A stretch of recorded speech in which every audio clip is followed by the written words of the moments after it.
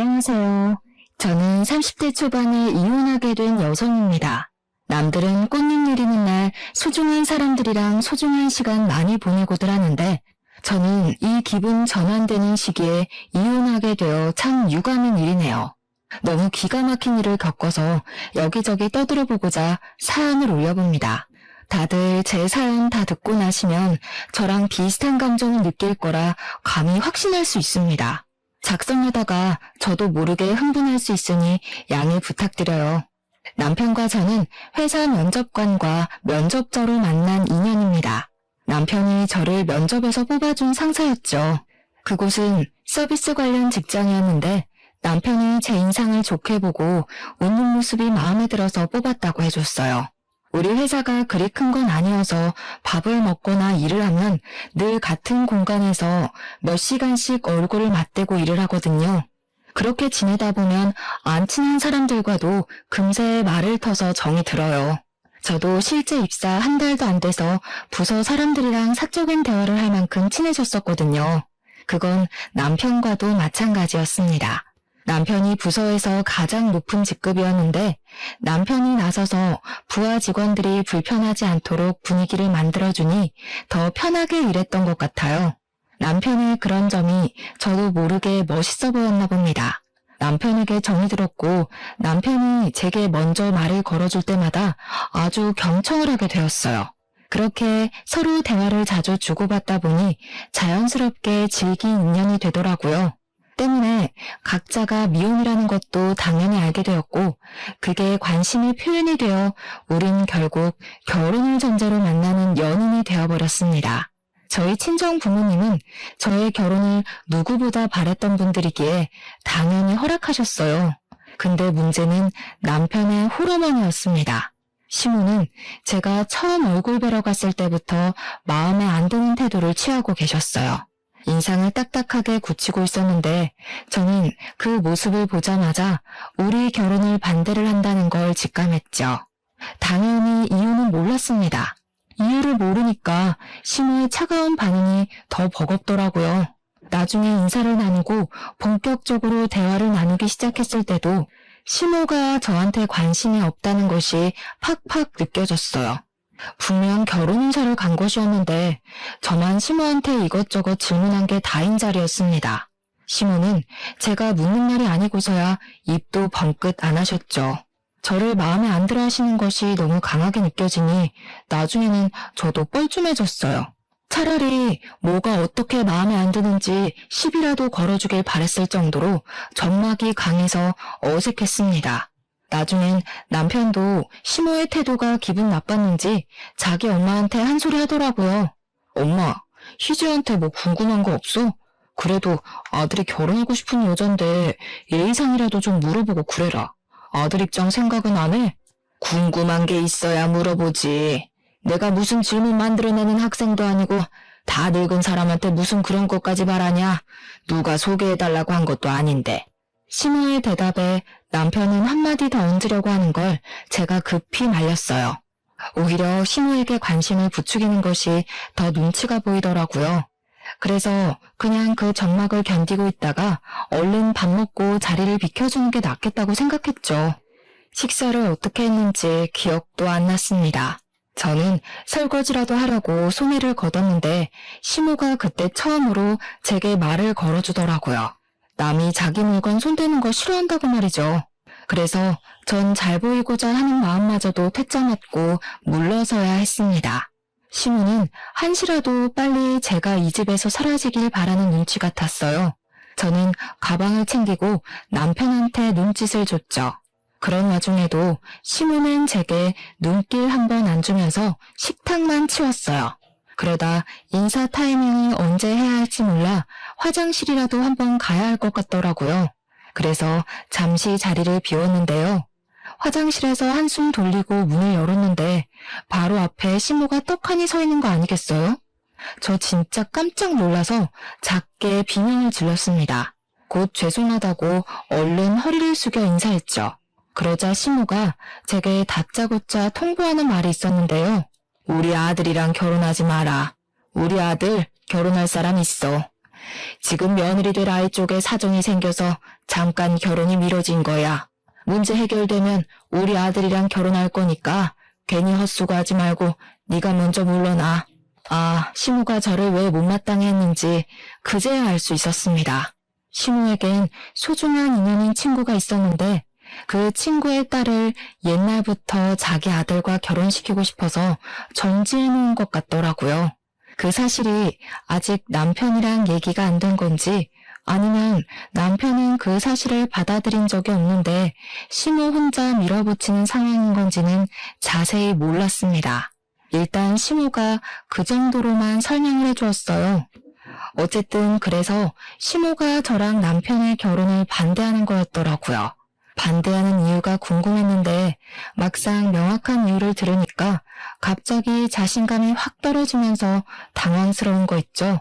저는 결국 시무의 통보에 확실한 대답을 못 해드렸어요. 그저 어색하게 웃으면서 작별 인사만 드리고 집을 나와버렸죠. 그리고 이걸 남편한테 말해야 하나 말아야 하나 고민했는데 어차피 제가 이 사실 때문에 남편이랑 헤어질 것도 아니고 말을 하지 않으면 해결 안 될 일이라서 말해버렸어요. 자기 결혼할 사람 있었어?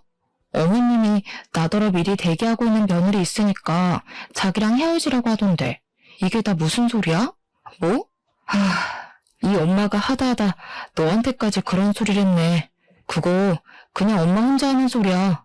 무슨 조선시대도 아니고 어른이 하라는 결혼을 누가 해? 신경 쓰지 마. 내가 알아서 해결할게. 남편은 이 문제로 시무한테 한두 번 시달렸던 게 아닌지 지겹다는 듯 화를 내면서 저를 안심시켰습니다. 저는 더 자세히 캐묻고 싶었지만 남편 표정이 이미 지긋지긋해 보여서 그냥 입 다물었어요. 그 뒤론 정말로 시무가 그것에 대해 전혀 언급을 하지 않았습니다. 저희는 예정대로 수월하게 결혼이 진행되었죠. 남편이 시무랑 무슨 대화를 어떻게 설득한 건지는 따로 묻지 못했어요. 굳이 지나간 문제를 들추고 싶지 않기도 했고요. 남편이랑 무사히 결혼을 하게 된 건 정말 다행이었지만 한편으론 저 혼자 시무의 눈치가 굉장히 보였습니다. 시무 표정이 저를 그리 반기는 얼굴이 아니었거든요. 제게 두 눈 똑바로 뜨면서 결혼하지 말라고 선포했던 분인데 자기가 원하는 며느리가 아닌 다른 며느리가 들어가게 됐으니 마음에 들 리가 없을 거잖아요. 그래서 괜히 결혼 후에 있을 고부 갈등이 벌써부터 걱정이 되었죠. 남편한테 시모의 기분에 대해서 슬쩍 물어봐도 남편은 그저 시모가 더 이상 우리 관계에 대해 딴말 안 할 거니까 걱정 말라고만 하니 계속해서 집요하게 물을 수도 없었습니다. 할 수 없이 그 정도로만 알고 넘겨야 했죠. 그렇게 결혼을 마치고 저희는 합가로 신혼을 시작했어요. 그 이유는 시모가 합가를 원해서였습니다. 시모가 합가를 원했을 때 남편이 단번에 거절했지만 제가 하겠다고 했어요. 저는 처음부터 시모에게 미움털이 박힌 며느리라 시모랑 친해지는 게 우선이라 생각했거든요.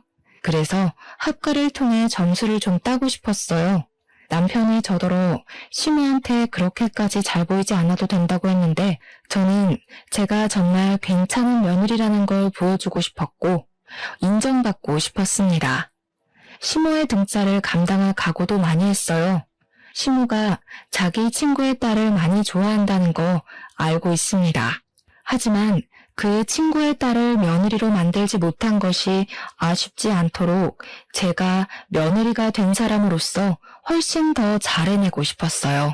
이왕 식구가 된 며느리는 저였으니까요. 그래서 저는 합가 첫날부터 만반의 마음을 가지고 잠자리에 들었습니다. 다음날 아침 일찍 일어나 시모를 위한 아침 밥상을 차리려고 했죠.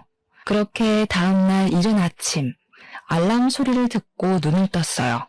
아침 먹고 출근을 해야 해서 너무 피곤했지만 어제의 다짐을 생각하면서 차림새를 정돈하고 거실 밖으로 나갔습니다. 그리곤 깜짝 놀랐어요.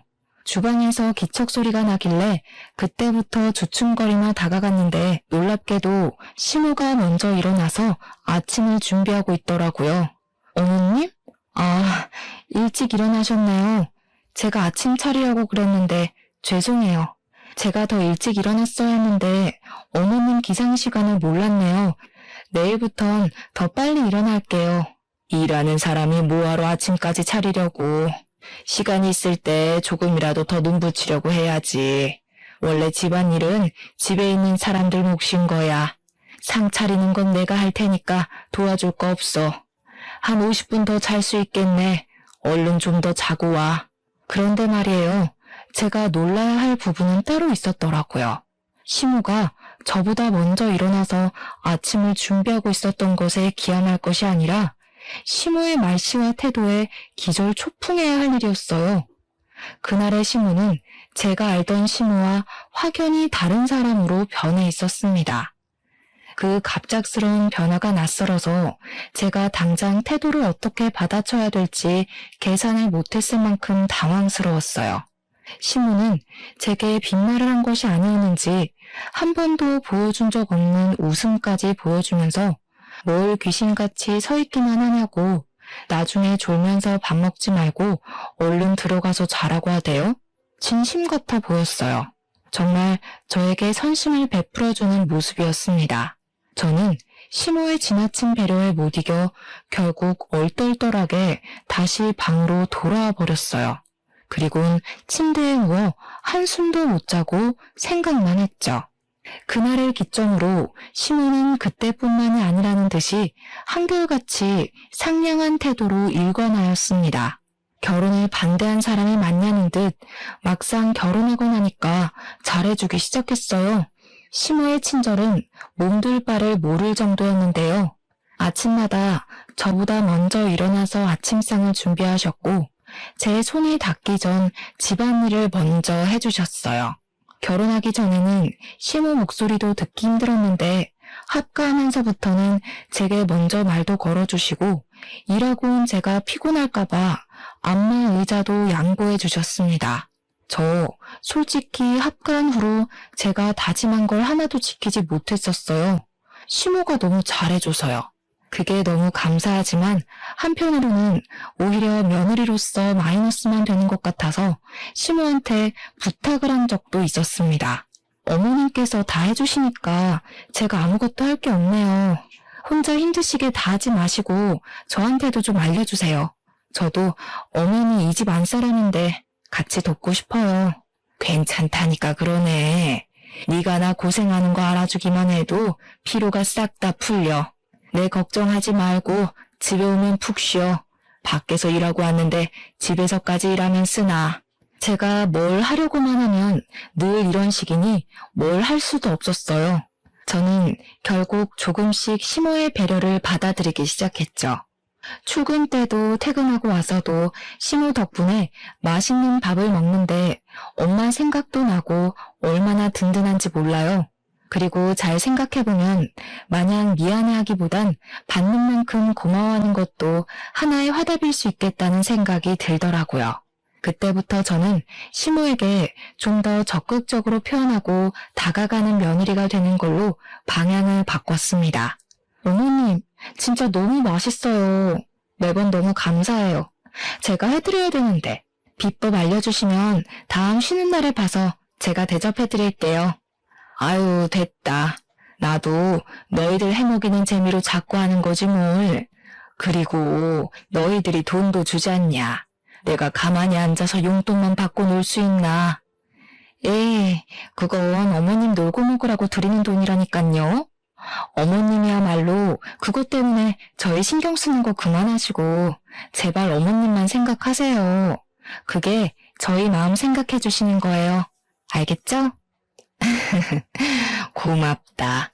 집에 밝은 사람 하나 들어오니까 분위기가 갈수록 환해지네. 저랑 남편은 서로 돈을 조금 보태서 시모한테 용돈을 주고 있는데 시모는 그걸로 적당한 선에서 사고 싶은 물건을 사기도 했습니다. 알아서 적금도 넣는 것 같았어요.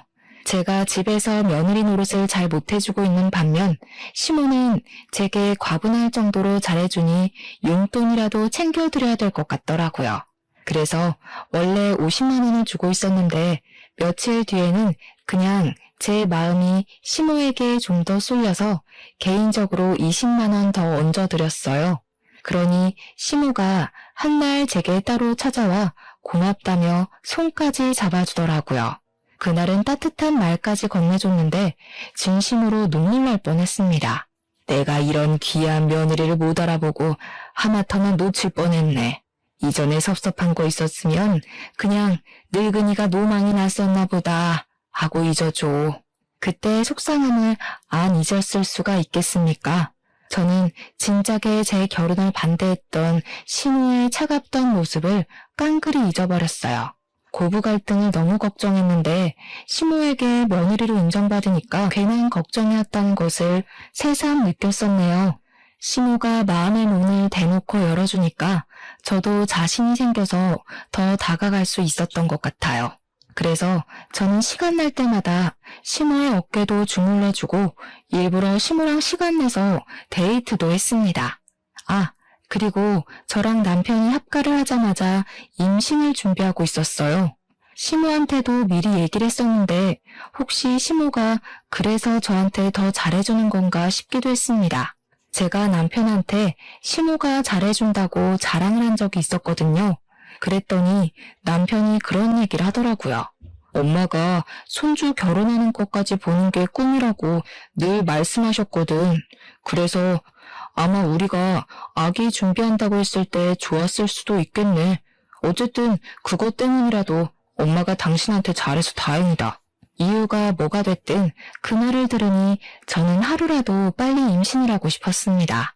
시모에게 아기를 빨리 안겨주는 것이 효도라고 생각했기 때문이었죠. 근데 마음이 조급해서 그런가 희한하게 새 생명을 갖는 것이 쉽지가 않더라고요. 여자는 임신 때문이라도 평소 몸 조심하고 다녀야 되잖아요. 그런 주의를 듣고 사는 존재치고는 제가 너무 임신이 안 돼서 갈수록 난처했습니다. 시모는 저에게 은근히 임신에 좋은 음식이나 건강 음료 등을 마련해서 건네곤 하는데 저는 그에 마땅한 화답을 얼른 보여드리지 못하고 있으니 마음이 불편했어요. 그렇게 임신하고자 노력만 하는 것이 어느덧 3년이 되었는데도 깜깜무소식이었습니다. 혹시나 해서 남편이랑 시간 내어 병원 검진도 받아보았어요. 남편도 저도 임신에 문제 없다는 답변을 들어서 희망 고문인 셈이었습니다. 그렇게 시간만 계속 보내다가 오랜만에 시모랑 과일이나 먹을까 싶어 시모 방을 찾아갔는데요. 시모 잠깐 화장실 갔는지 없더라고요. 시모 올 때까지 방에서 기다리려고 방을 둘러보는데 화장대 앞에 통장 2개가 있었습니다. 그걸 보는 순간 남편이랑 제가 주는 용돈을 차곡차곡 귀엽게 모으고 관리하던 시모 모습이 생각나더군요. 하나는 우리가 돈을 넣어주는 통장이었는데 하나는 처음 보는 통장이길래 시모가 그곳에다 적금을 넣나 싶은 겁니다. 궁금해서 아무 생각 없이 열어봤더니 받는 사람 명에 소영이란 이름이 잔뜩 적혀 있더라고요. 소영이? 시모랑 가족으로 지내면서 처음 들어보는 이름이라 한참 생각을 하고 있는데 그 순간 시모가 방으로 들어와 제 손에 들린 통장을 낚아챘어요. 그리고 오랜만에 호통을 치셨죠. 뭐야? 왜 남의 방에 함부로 들어와 있어? 남의 물건에 손은 또 왜 대고? 네? 저는 어머님이랑 같이 참외 먹으려고요. 방에 안 계시길래 오시면 같이 먹으려고 기다리고 있었는데 저희가 주는 용돈 그 통장에 모으시는 거예요? 하나는 못 보던 통장이던데. 무슨 상관이야? 내가 이 일이 너한테 다 보고하고 살아야 되니? 아무리 한 지붕 아래 산다고 하지만 어떻게 방주인 허락도 없이 함부로 들락거리는 거야? 다시는 이 방에 얼씬도 하지 마라. 나가, 당장. 저 그날 시모의 무서운 모습을 정말 오랜만에 봤었습니다. 결혼 전에 저를 반대했던 그 모습을 본 기분이었어요. 저는 그대로 시모에게 쫓겨나고 말았어요. 당황스러운 상태로 방으로 돌아와 한참이나 멍을 때렸습니다. 혹시 내가 임신을 못하고 있어서 시모도 본의 아니게 예민해져 있는 건가 싶기도 하더라고요. 그건 알게 모르게 자리 잡은 우리 가족의 스트레스가 맞으니 저도 참 면목 없는 입장이긴 했어요.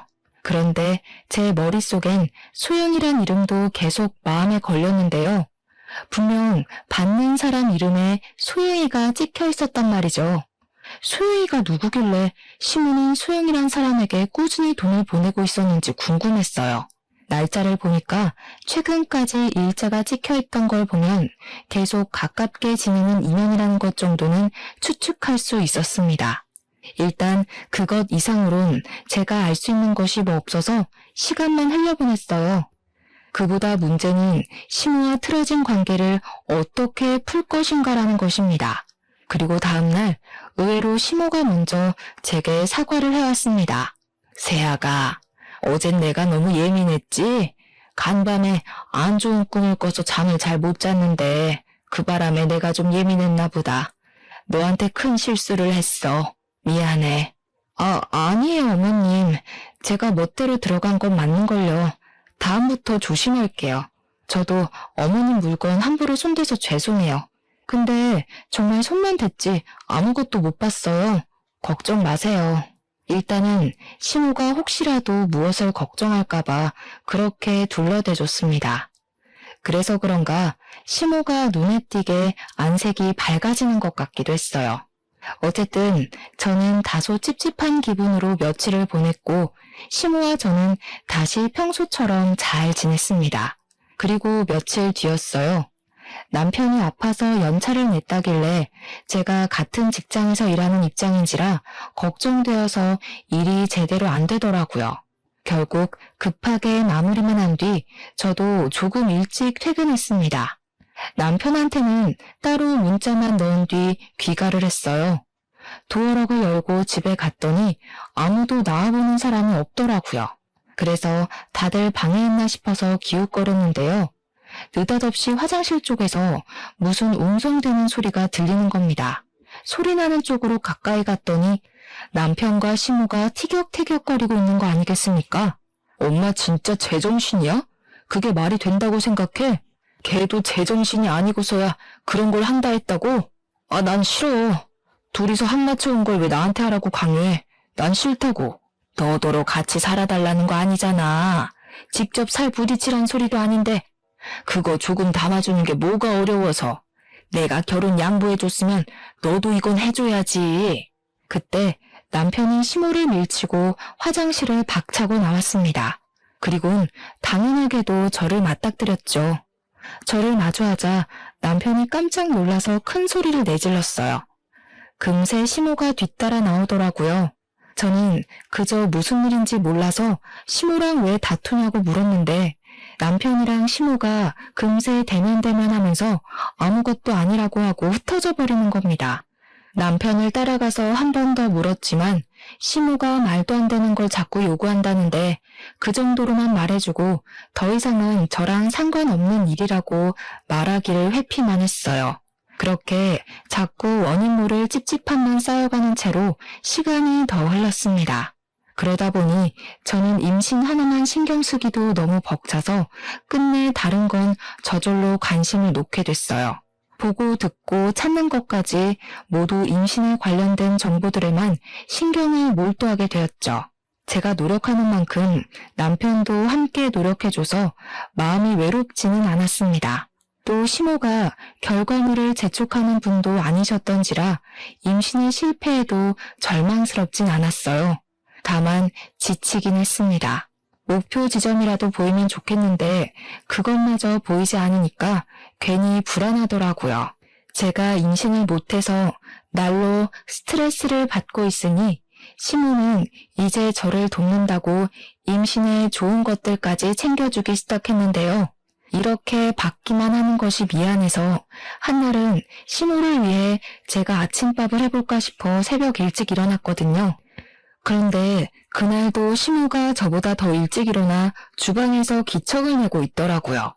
결국 또 아침밥 준비는 시모한테 양보해야 하나 싶어 할 수 없이 시모를 돕기라도 하려고 다가갔어요. 근데 마침 시모가 통화를 하고 있어서 잠깐 기다렸는데요. 걱정 마라 소영아. 내가 매일 아침마다 애들 국에 약 타고 있어. 임신이 될 일은 절대 없다. 의사가 말해준 치사량보다 훨씬 높아서 더 안전해. 어머님, 저 정말 어머님 아니면 의지할 데가 없어요. 저 버리시면 안 돼요? 어머님이랑 남편 돌아올 때까지 꼭 기다릴게요. 알지 그럼. 너 말곤 그 누구도 내 며느리 못 돼. 다시 네 자리 찾아줄 테니까 조금만 기다려. 아유, 불쌍한 내 새끼. 내가 얼른 가서 몸조리 시켜줘야 되는데 여기서 엄한 시간만 뺏기고 있네. 저 순간 뭔가 잘못 들은 줄 알고 한참 고쳐 생각했습니다. 그럼에도 시모의 통화 목소리는 여전히 애달프고 통화 대상은 시모를 애타게 찾고 있었어요. 말도 안 되는 사실에 놀라서 바로 소리를 지를 뻔했습니다. 그러니까 분명히 시모 입에서 소영이란 이름이 언급되었고 그 소영이더러 며느리라 일컬었잖아요. 듣자 하니 내용 정황상 시모가 말했던 소중한 친구의 딸은 다름 아닌 소영이인 것 같았어요. 그 말은 즉 우리한테 받고 있던 용돈을 적금에 넣는 것이 아닌 소영이란 여자한테 붙여주고 있었다는 말도 되는 겁니다. 그리고 그 소영이란 여자가 바로 시모가 원했던 며느리라는 사실도 되겠죠. 불임이 길어지면 이혼 사유가 된다고 하더라.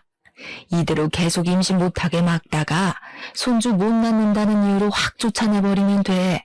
지도 할 말 없을걸? 참, 너는 오늘 검진 다녀왔지? 뭐라니? 애는 건강하다니? 듣자 하니 기가 막혀서 더는 못 들어주겠더라고요. 저는 당장 시모한테 가서 폰을 빼앗았어요.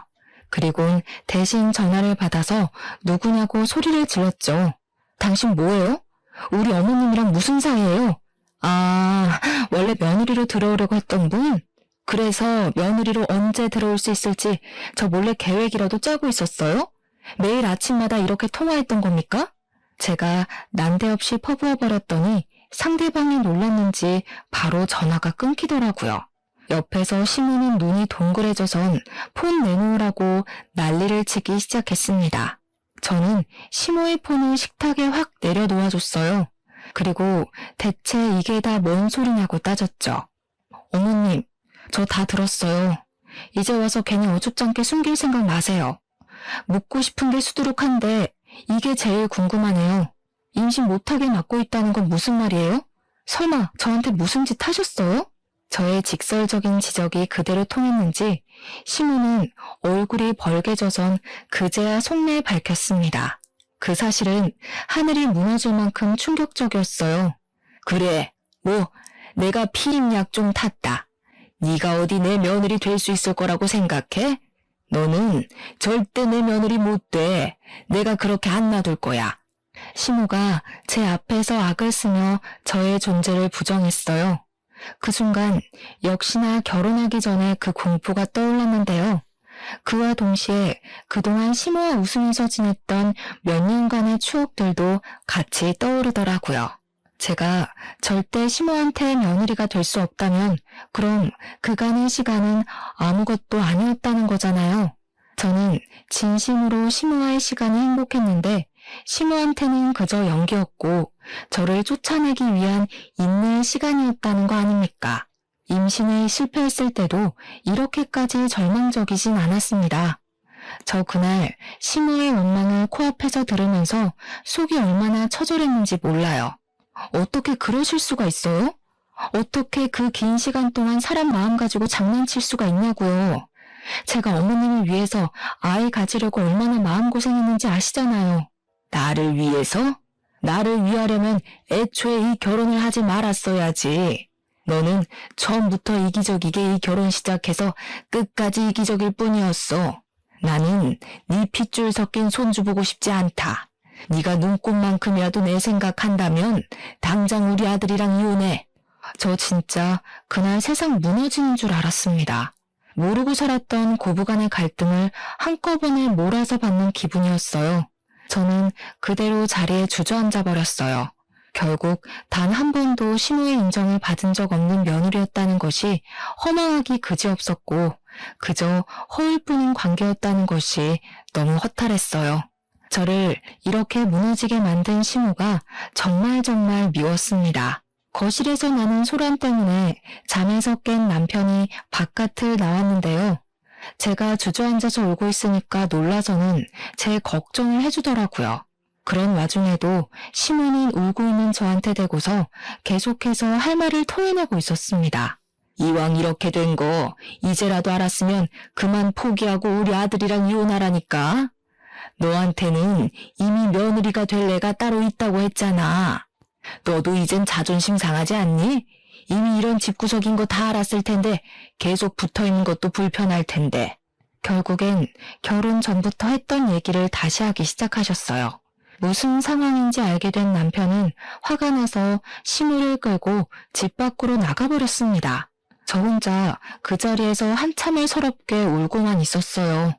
울다 보니 3년간 임신 못했던 게 시무의 이기심 때문이란 사실이 갈수록 더 화가 나더라고요.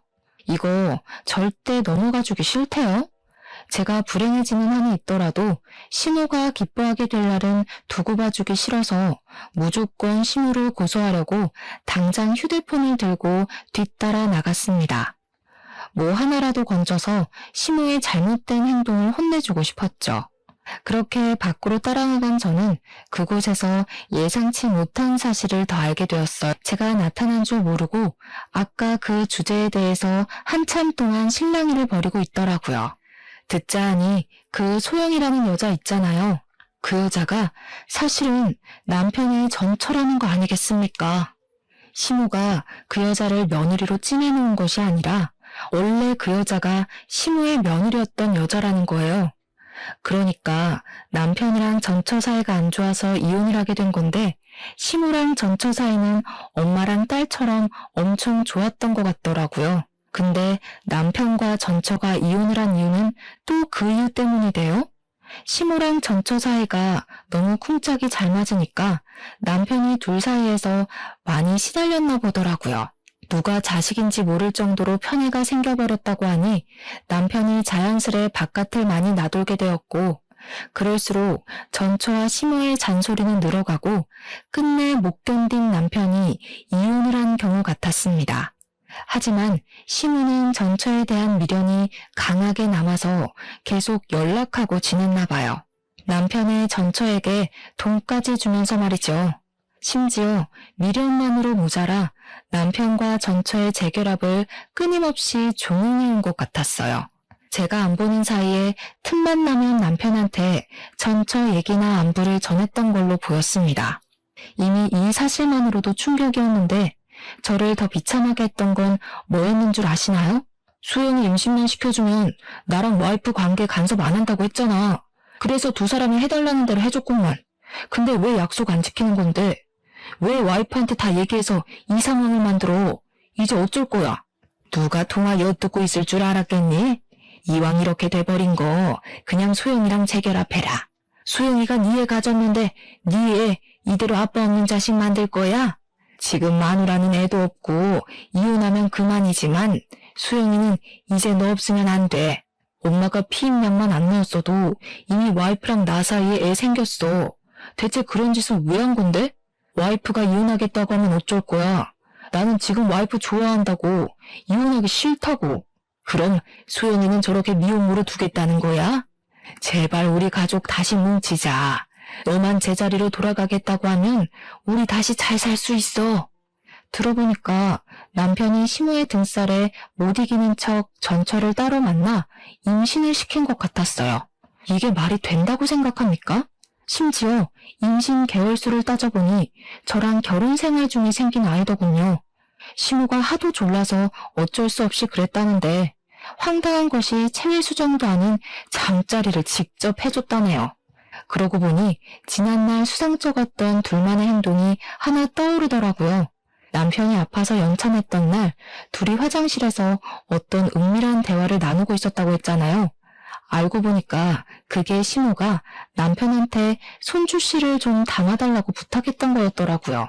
근데 여기서 더 황당했던 건 남편이랑 작자가 그럴 바엔 전처를 직접 찾아가겠다고 했답니다. 이래나 저래나 떳떳하지 못할 짓을 한 건 마찬가지 아닌가요? 결국 제겐 둘 다 쓰레기예요. 남편의 씨로 전처가 임신했잖아요. 저와 법적 부부관계 중에요. 이거 어머니 불륜입니다. 어떻게 불륜을 이런 식으로도 벌일 수가 있는 건지 참으로 황당하고 기가 막히더라고요. 제가 이런 상황에 처했다는 것이 그저 충격적이고 믿기 힘들어서 저는 모든 걸 촬영한 동영상 끄고 집으로 돌아가 짐을 챙겼습니다. 더 이상 그들을 상종하고 있을 이유가 없어졌으니 그만 그들과의 관계를 정리할 생각이었죠. 그러자 제 기척을 들었던 건지 급하게 뒤따라 들어온 남편이 저를 붙잡았어요. 그 손길이 더러워서 바로 남편의 귀싸대기를 날렸습니다. 그 순간 아마 남편은 제가 모든 사실을 다 알았다는 걸 직감했을 겁니다. 네가 진짜 내 입장 생각했으면 네 엄마 정신 차리라고 이렇게 귀싸대기를 쳤어야지. 네가 한 게 뭔데? 엄마한테 소리 지른 거? 그래놓고 결국엔 네 엄마가 시킨 대로 그 여자 만나준 거, 애 만들어준 거, 싫다 해놓고 이젠 다시 재결합도 해줄 건가? 아니야. 내가 너를 두고 그런 여자랑 재결합을 왜 해? 나한텐 너밖에 없어. 거기는 하도 애만 만들어달라고 사정해서 그냥 그것만 해준 거야. 내가 좋아하는 사람은 너니까 결혼 같은 거 꿈도 꾸지 말라고 했어. 장난하니? 불륜 저질러 놓고 거긴 그냥 유체적 사랑이었다. 정신적 사랑은 너뿐이다. 이거랑 뭐가 달라? 이제 너 말 아무것도 못 믿겠다. 믿고 싶지도 않아. 사실혼이었던 여자를 숨기고 결혼한 것만으로도 이미 넌 쓰레기 새끼야. 저는 남편과 더 얘기하고 싶지 않아서 남편을 밀치고 지나쳤습니다. 그러자 시모가 거실에 떡하니 기다리고 있대요. 아직도 자기가 저보다 머리 위에 있다고 생각하는 것 같더라고요. 당당하게 저를 노려보고 서 있는 거 아니겠어요? 그래서 이제 우리 아들이랑 더는 같이 못 살겠다는 거니? 그거 잘 됐네. 이렇게까지 했는데도 네가 안 나가주면 어쩌나 고민 많이 했거든. 그땐 우리 소영이를 데리고 들어올까 생각도 했었어. 저는 시모가 뭐라고 짓거리던 대답하지 않고 그냥 시모의 어깨를 강하게 치고 나갔습니다. 저를 향해 야! 하고 소리를 질렀어요. 부르길래 그제야 저도 대답을 해드렸죠. 전국 방방곡곡 뒤져서 그 소영이란 년 찾아내기 전에 상스러운 입 제발 닥치세요. 쓰레기들한테 내 시간 그만 낭비하고 싶어서 소송으로 끝내고 싶거든요. 근데 자꾸 저 자극하면 진짜 최선을 다해서 시간 낼 거예요. 당신들이랑 소영이는 그리고 당신 손자? 피눈물 흘릴 때까지요. 제 말에 도끼가 조금 느껴졌을지 모르겠는데 저 진심으로 도끼를 품었었습니다. 시모가 아무 대답 못했던 걸 보니 화가 나 미칠 것 같던 제 감정이 제대로 전달되긴 했나 봐요. 저 그대로 집을 나오려고 했더니 남편이 불이 나게 뛰어나와서 저를 한 번 더 붙잡더라고요. 근데 그걸 시모가 쫓아와 자기 아들을 잡아당기는 거 아니겠습니까? 남편은 저를 보내지 않으려고 하고 시모는 저를 보내려 하니 모양새가 참 웃겼습니다. 여보, 내가 진짜 잘못했어. 한 번만 봐주면 안 될까? 당신이 소영이 애 지워달라고 하면 내가 가서 그렇게 할게. 그러니까 제발 이혼하자고 하지 마. 부탁이야. 이놈이 정신 나갔나? 이미 마음 접은 애를 왜 잡는 거야? 그러니까 엄마가 처음부터 얘기했지? 저녀는 우리 집사람이 못 된다고 했잖아. 시모 말을 듣는데 왠지 모르게 열이 받았어요. 그냥 뭔가 이 집 식구들에게 이용당한 기분이 들더라고요. 제 시간을 빼앗긴 기분도 들었고요. 그래서 뭔가 그냥 시시하게 집을 나가는 것이 아쉬운 마음이 들었습니다. 그 타이밍에 갑자기 좋은 아이디어가 떠올랐어요. 아까 시모가 저를 주려고 만들고 있던 과일 주스가 생각나대요. 거기에도 분명 피임약이 들어갔을 거란 말이죠. 저는 저를 붙잡고 실랑이를 벌이고 있는 그들을 뿌리치고서 다시 집 안으로 들어갔습니다. 그러자 남편은 제가 생각을 바꾼 줄 알고 좋아하고 시모는 제가 생각을 바꾼 줄 알고 쌍욕을 하더군요. 그러거나 말거나 저는 과일 주스를 들고 시모에게 다가갔어요. 시모는 그것을 자기한테 던지는 줄 알고 식겁하더라고요. 그 모습을 실컷 구경해주고 그대로 지나쳐서 시모 방으로 걸어갔습니다. 그리곤 시모가 평소 애지중지했던 모피겉옷 찾아냈어요. 그 모피겉옷은 시모가 가진 재산 중에 가장 비싼 물건이기도 했지만 우리 친정에서 예단으로 준비한 시모에게 주는 선물이었습니다. 어차피 인정하지도 않은 며느리의 집안에서 받은 선물이니 시모한테 필요 없을 거라고 생각했어요. 그래서 과일 주스를 바로 그 모피옷에 냅다 뿌려버렸죠. 그러자 시모 비명을 지르면서 경악하더라고요. 시모가 저만큼이나 더 괴로웠으면 좋겠기에 집을 나서기 전에 작별 인사도 제대로 해줬습니다. 저 소송할 거예요. 그렇게 아끼시는 며느리도 상간녀로 고소할 거고요. 돈 갚느라 잘 먹고 잘 살지는 모르겠는데 일단 아이 안 생기게 막아준 건 새삼 감사하네요. 내 아이한테 그쪽 같은 할머니 생겼으면 최악이었을 것 같아. 그만한 지옥이 또 어디 있었겠어요? 거기서 거기인 사람들끼리 어디 손잡고 잘 살아보세요. 그 집을 나오자마자 친정으로 갔습니다. 친정에서는 제 사정을 알고서 제가 그랬던 것처럼 엄청 기가 막혀 하셨어요. 그래도 제가 변호사를 선임해서 그들을 이혼 소송에 상간녀 소송과 정신적 손해배상 청구, 사기죄까지 하여 위자료 두둑하게 받아냈어요.